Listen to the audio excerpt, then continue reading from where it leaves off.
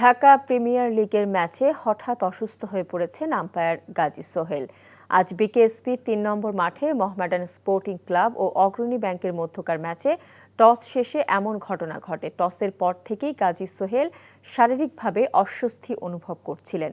পরে match referee Debabrata পালের পরামর্শে তাকে দ্রুত অ্যাম্বুলেন্সে করে নেওয়া হয় বিকেএসপির মেডিকেল সেন্টারে। তার জায়গায় মাঠে দায়িত্ব পালন করছেন চতুর্থ আম্পায়ার শরফুদ্দিন আহমেদ। অন্য আম্পায়ার হিসেবে আছেন হাবিবুর রহমান। এই অনাকাঙ্ক্ষিত ঘটনার মধ্যে ম্যাচটি নির্ধারিত সময়ে শুরু হয়।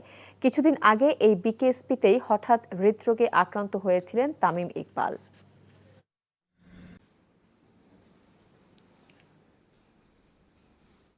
বান্ডেল থাকলে প্রতি সেনমানিতে টাকা বাঁচবে।